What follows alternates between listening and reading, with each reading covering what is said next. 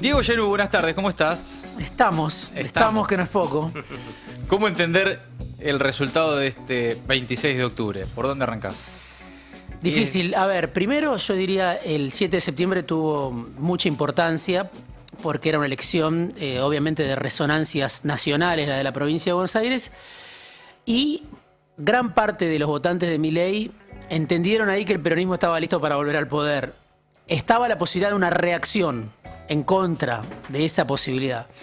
Porque una cosa es verlo al peronismo en estado de aturdimiento, de confusión, como ahora lo volvemos a ver. Sí, volvió a su estado normal. Exactamente. Y otra cosa era verlo el 7 de septiembre, ganando bien la provincia de Buenos Aires por una diferencia muy importante. Entonces estaba la posibilidad de una reacción como la que benefició a Macri en el 2019, que no le alcanzó, pero que fue una remontada histórica, 41%, contra Alberto Fernández. Estaba la posibilidad de una reacción como la que hubo en beneficio de Milei contra Massa en el balotaje de 2023, y estaba sobre la mesa y lo charlamos, una reacción del antiperonismo. Y después el gobierno llegaba en una fragilidad, algo de lo que charlábamos fuera de aire. Objetiva. Objetiva. Por donde lo mires, sí. Que no era nada más que se votaba por la composición del Congreso. Se votaba si el gobierno tenía vida después del 26 de octubre.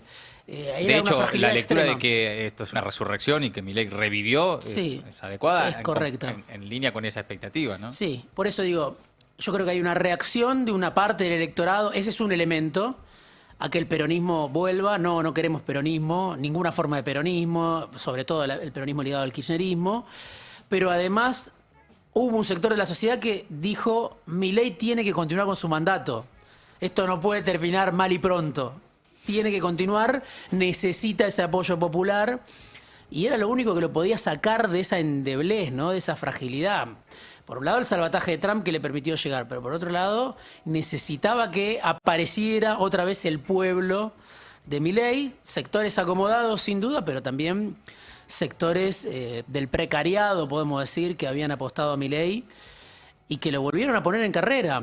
Lo hicieron, sí, renacer, porque el gobierno había llegado en un estado de fragilidad, de confusión, donde sus propios voceros le pedían cambios a grito y le decían así la vas a chocar. Y ahora está otra vez con un horizonte mucho más amplio. Era un gobierno que tenía horizonte de horas, de días. Sí. Ahora otra vez Milei empieza a hablar de Milei emperador, ¿no? ¿Y ahora qué gobierno arranca? ¿No? Porque si esto es un renacer, bueno, hay que ver en qué condiciones se da ese renacer, si Milei deja de ser Milei o sigue siendo el mismo Milei de siempre.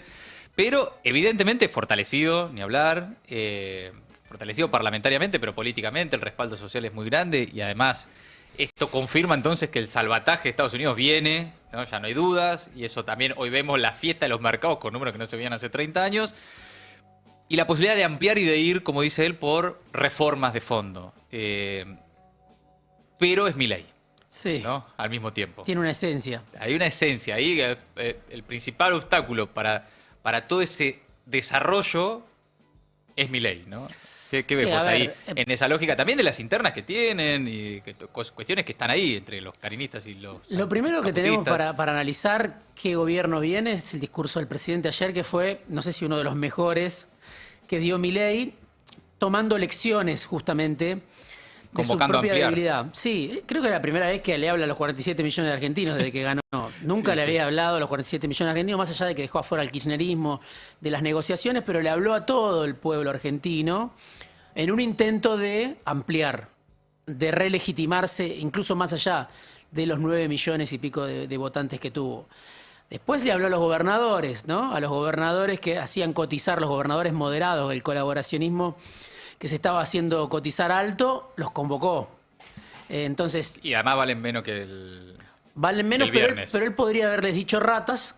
Sí. Vieron que no hay vida fuera de la libertad avanza y los convocó. Sí, el tema es que ahí lo que cambia es el posicionamiento frente a esa charla, ¿no? Porque antes del domingo era, bueno, Milei va a tener que ir a buscar a los gobernadores para ampliar gobernabilidad. Y ahora es Milei. Bueno, vengan. Sí. Vengan a charlar. Pongo yo las condiciones. Hay un Milei, aparece, a ver, por lo que vimos ayer, un Milei más político. A ver, además es un Milei obediente. ¿Obediente a quién? Obediente a Trump, a Washington, a Barry Bennett, a los que le reclamaban ante la elección reconstruir ya la gobernabilidad, pero si no, no vas a llegar a ningún lado. Entonces, Milei se vale del apoyo popular de la elección, pero va hacia un plan de conciliación con el colaboracionismo, digamos. No se cierra. Por lo menos eso indica. Después tiene su esencia. Y puede ser que mañana los vuelva a tratar de ratas y etcétera, y vuelva a debilitarse, la vuelva a chocar. Eso es lo político. Después en lo económico es el otro dato. ¿A dónde va a quedar el dólar?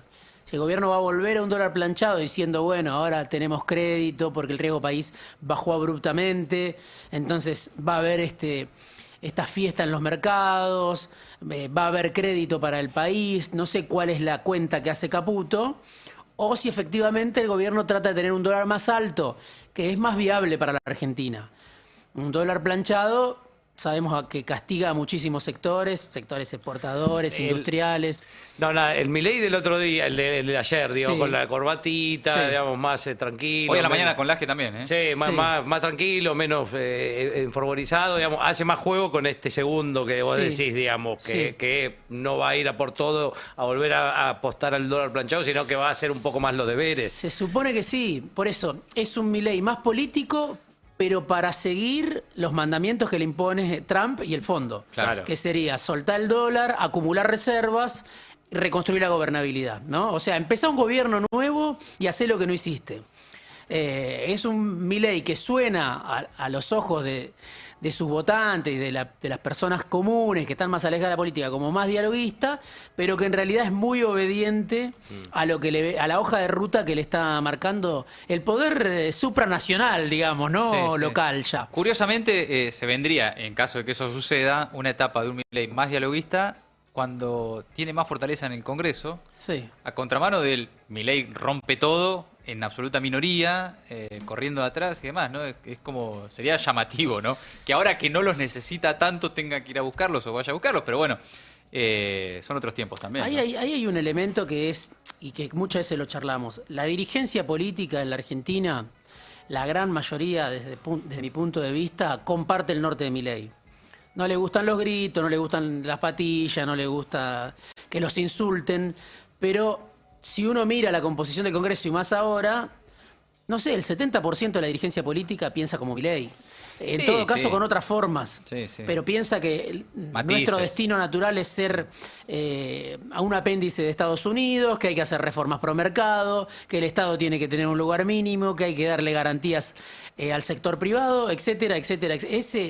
Ese evangelio de Milei lo comparte casi toda la dirigencia política. ¿Cuál es la novedad o cuál es la confirmación? Gran parte de la sociedad comparte ese evangelio. Un Estado mínimo que no entregue nada para los sectores vulnerables, un Estado percibido como un obstáculo para el desarrollo, no como un actor que puede contemplar, abrazar a los que se caen del mapa, sino como alguien el Estado como un actor que beneficia de manera antojadiza a sectores que no son productivos, ¿no? Y además eso ratificado. Sí, claro. Porque eso algo que se podía suponer que la sociedad había acompañado cuando vota un tipo con una motosierra en la mano, qué sé yo, y lo hace presidente. Pero bueno, después en el medio había 2 años de desastre. De dramas crecientes, digamos, ¿no? A todas luces. Pero, sin embargo, lo de ayer es una ratificación. Exacto. Con los 2 años y con todo lo que vimos, además 2 años que parecieron 5 en la Argentina, ¿no? Lo de ayer es aún, creo, en términos políticos, más importante para Milei que el haber llegado a presidente, que es que le avalen exactamente el camino. Por ahí no todo directamente, no a libro cerrado, no es cheque en blanco, pero 41% y con un desarrollo territorial enorme en todas las provincias, 15 provincias, provincia de Buenos Aires, etcétera, es a eso que decís un sello de, sí. Hay una convicción de una parte de la sociedad, de una convicción irreductible casi te diría. Vos decías ahí el pueblo de Milei, la construcción ya de un pueblo propio, digamos. Sí, hay sectores de élite, obviamente, el histórico gorilismo, pero hay más que eso, ¿no? Hay más que antiperonismo. Yo creo que hay más que antiperonismo, aunque el antiperonismo es una fuerza central para entender. Y es mayoría hoy en la sociedad argentina. Da esa sensación, ¿no? Y además, no es solo esta elección, es la elección de 2023, pero uno puede pensar en la de 2017, con Macri pintando de amarillo todo el país. Es la de 2013 con un Massa que estaba aliado a Macri, porque ese no era un Massa del Frente de Todos. Del Frente de Todos o con el estilo Grabois. Era un Massa que compartía voto con Macri, compartía visión de país, compartía cena, compartía todo. Digo, ahí un Massa muy importante, nacional. Después Macri en el 2017, Milei. Entonces hay una convicción de un sector de la sociedad de que no es con el peronismo. Y yo insisto, entiendo que los rivales de Cristina, e incluso de Axel Kicillof en la interna, digan el problema es Cristina, sobre todo es Axel, es la Cámpora, pero acá perdió Schiaretti. Con un recién llegado a la política, que yo hablaba con gente del schiarettismo, se llama Roca, el ganador en Córdoba, y me decían, es un secretario de cuarta de un ex dirigente. No lo conoce nadie. No lo conoce nadie, bueno. Sí, peleaba contra Schiaretti de la Sota, dos apellidos. Exactamente. Entonces digo, después, por supuesto, perdió ahí. El peronismo casi no ganó ningún. Infran, San Juan. El peronismo ganó por 2.000 votos La Pampa. Por eso.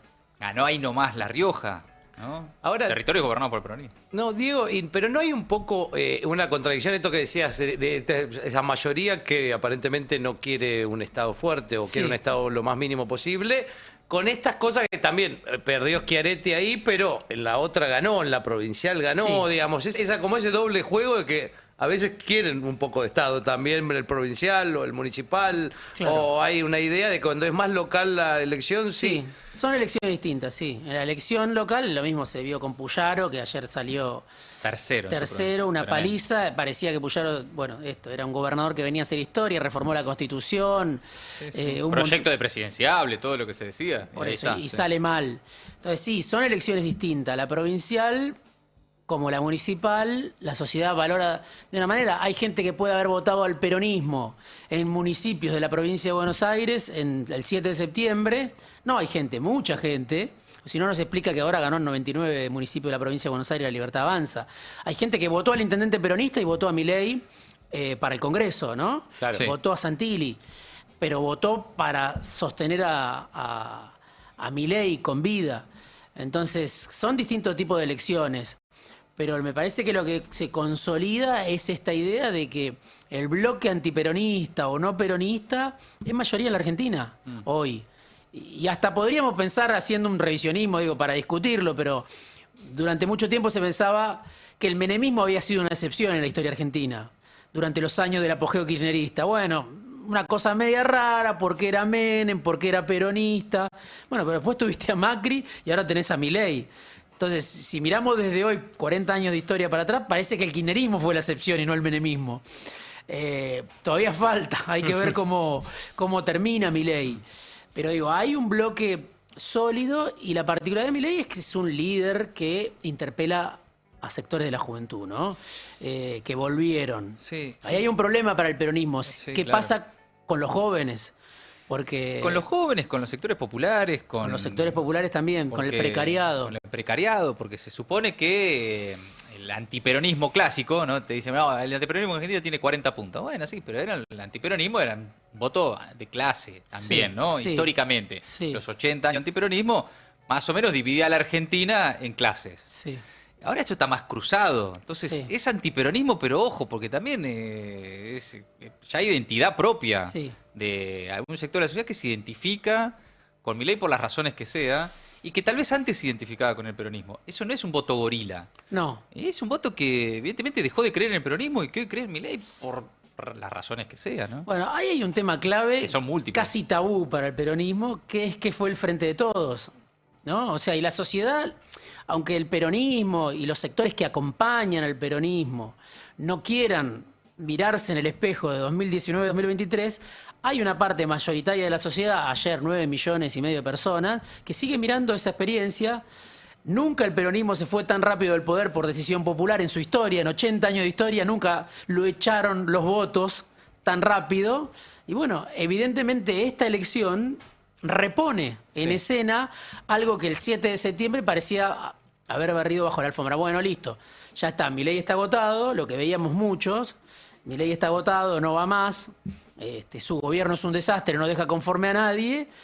Y bueno, pasa también el Frente de Todos, pasa bajo radar lo que fue el Frente de Todos. Sí, sí. Y evidentemente no, porque terminó con un descontrol inflacionario, y si algo tiene Milei para decir hice algo, es bajar la inflación, a un costo que no hace falta decirlo, lo hablamos siempre, un costo de destrucción de empleo, de destrucción de empresas, de gente que... Datos oficiales, además. Está ahí. La De realidad salida está. de dólares, que necesita dólares, se fumó el blanqueo, bueno, todo lo que ya sabemos, y dijimos hasta el hartazgo, que se fumó el crédito del fondo, necesitó el salvataje de Trump, pero bajó la inflación. Y la baja de la inflación es algo que llega a cualquiera. Ahí no es el Garraham, que afecta a los médicos del Garraham. Ahí no es los jubilados, que afecta a los jubilados. No es las personas con discapacidad. Es para todos la baja de la inflación. Entonces, cierta idea de estabilidad más allá de que está ahí, ¿no? Con Sí. rescate cada 6 meses de Estados Unidos y demás, pero la idea de la estabilidad frente a la hipótesis de que si Milei pierde, el lunes vuela todo por los aires, también pudo haber generado, ¿no?, una cosa de, che, yo no estoy para que otra vez sea todo un quilombo. Exacto. Y más porque allá era de- más que una elección legislativa, no Claro. era una elección legislativa común. Era más que una elección Era legislativa. mucho más porque el gobierno estaba escupiendo sangre, o sea, hasta que apareció Bessent. Sí, se fue a plebiscitar y ganó. Sí, le dieron una vida nueva. Sí. Las 9 millones y medio de personas que lo votaron, le dieron una vida nueva. Y yo insisto, es un tema casi tabú, pero el peronismo en algún momento, si quiere volver a ser mayoría, va a tener que discutir qué pasó durante el gobierno del Frente de Todos y cómo sale de ahí, no para clavarse puñales, sino para decir, bueno, fallamos en esto, tenemos esta propuesta de sociedad. Sí. Porque hoy pareciera que el peronismo es la provincia de Buenos Aires, el conurbano, y le cuesta mucho ordenar una alternativa nacional. Milei es un líder nacional y no está claro cuál es el líder nacional del peronismo para vertebrar una coalición nueva hacia adelante.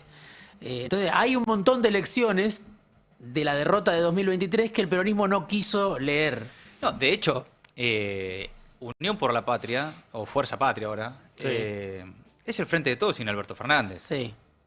Sí, Bueno, sí. que- Las listas y los principales referentes, candidatos, los dirigentes.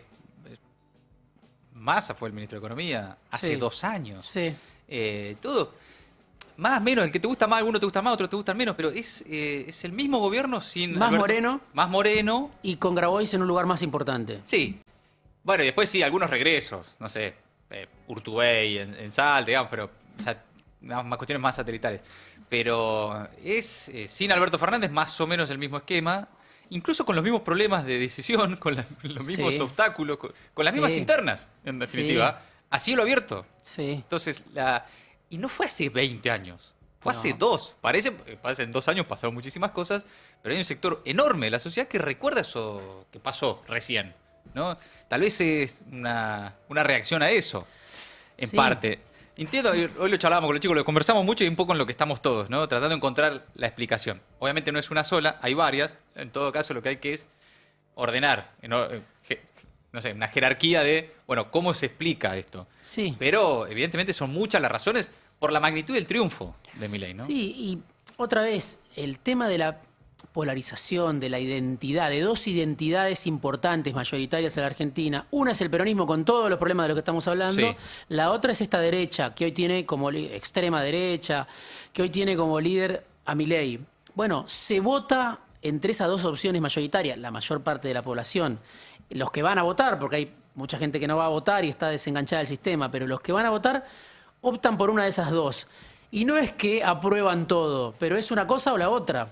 Así Ahora- como Massa sacó 37% de los votos y uno dice, desde el punto de vista de la gestión del Frente de Todos, estar a 3 puntos de ganar en primera vuelta Era milagroso. Sí. era milagroso. Bueno, esto también es bastante milagroso, este Sí. 41% si uno mira en función de los resultados del gobierno.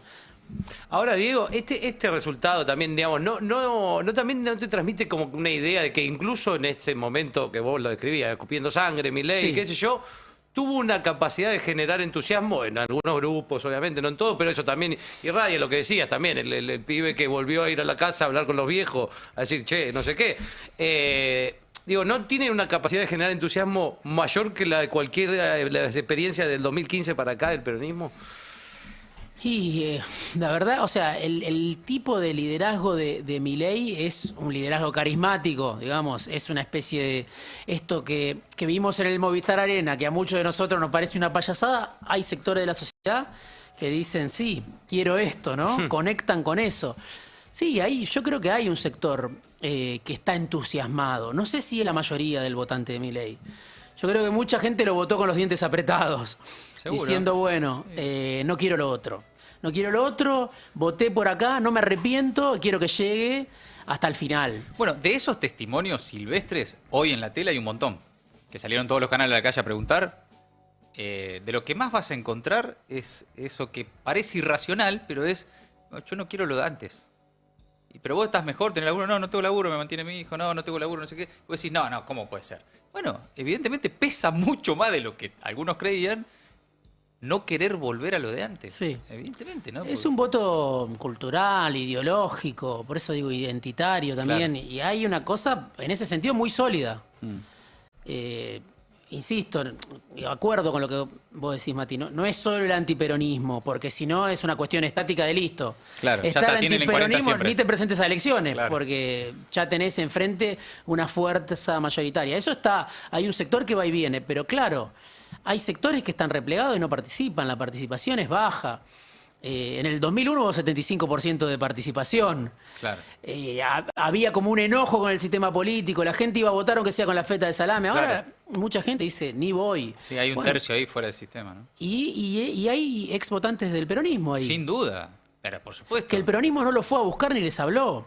Después, bueno, el espejismo, como dicen algunos, o como en la psicología de la Gestalt, ¿qué ves? ¿No? En el 7 de septiembre, ¿qué ves? Bueno, ves un peronismo sólido que saca en provincia de Buenos Aires 3.800.000 votos. Sí. Ahora mirás, y el peronismo perdió votos, pero lo más importante es que se reconstruye el bloque de la reacción, ¿no? O sea, el peronismo sigue más o menos en lo mismo, pierde votos, pero vuelve a la cancha un actor social que respalda a Milei y que en esa elección de la provincia de Buenos Aires no había jugado. Clarísimo, Diego. Habrá que ver cuál es la reacción del peronismo, ¿no? La primera reacción es muy mala. A tono con lo que venimos viendo hace mucho. Sí. No sorprende. Es muy mala, pero no sorprende. ¿No? Ver quién tiene razón, quién tiene la culpa. El episodio de... Bueno, todo lo que estuvimos viendo en las últimas horas, ¿no? Pero evidentemente ahí falta algo más que ponerle un límite a Milei, ¿no? Había un sector de la sociedad que lo pedíamos, che, paren a este loco, pongan un límite, frenen por el Congreso, pero bueno, ¿y después qué? ¿No? Porque está bien, por ahí que lo lográs, pero el límite era lo que ordenaba a las distintas tribus detrás de un mismo objetivo, ¿no? Bueno, nos ordenamos, nos unimos, estamos en una lista conjunta, todo para poner un límite a Milei, ok.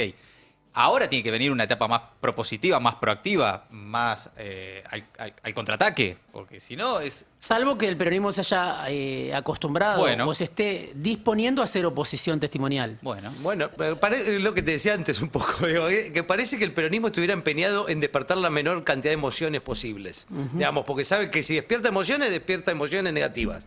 Entonces, como esta campaña se dedicó a eso, el peronismo, a no hacer olas y a tratar de que no lo miren. Sí, la campaña del Do Nothing and Win, ¿no? Esa que fue meme, Do Nothing and Win, evidentemente no sé. Por eso, hasta que el peronismo no se abra a las nuevas generaciones a discutir, a escuchar y a contraponer, porque no es escucharlas para decir lo que las nuevas generaciones quieren simplemente, sino que se supone que hay un intercambio, una discusión, un diálogo, si querés, afectuoso, abrazar a esos votantes, incluso a los que no fueron a votar. Digo, hasta que el peronismo no se abra, va a ser muy difícil que pueda reconstruirse o ser visualizado como una alternativa por la mayoría de la sociedad. Y el riesgo es que se le vayan muriendo los votantes. En algún momento le pasó al antiperonismo, después del 2001, al radicalismo, era una opción en desuso. Tuvo que aparecer Macri, tuvo que aparecer Milei, porque se murieron los votantes radicales o mutaron. Sí, hoy el radicalismo es una fuerza parlamentaria que tiene algunos municipios y cada tanto un par de gobernaciones y un viejo recuerdo. Por eso, el peronismo obviamente ya dio muestras 1000 veces de que es capaz de reinventarse. Sin duda. Pero bajo ese supuesto está haciendo la plancha hace rato. Claro. Está haciendo la plancha hace rato diciendo, espero que me salve mi enemigo, ¿no? Claro. No tanto por mérito propio o por conexión con la sociedad, sino, bueno, los otros son peores. Ayer ese supuesto recibió una cachetada tremenda. Amigo, interesantísimo, como siempre, tratando de entender los primeros análisis, porque no se agota acá esto. Sin duda, hay que seguir y incorporando. Milei tiene que gobernar y la puede chocar, y etcétera, etcétera, etcétera. Claro. Pero bueno, no se puede menospreciar la confirmación social de que hay un apoyo para Milei. Sin duda. Gracias, Diego. Diego Genud, en Maldita Suerte. El Destape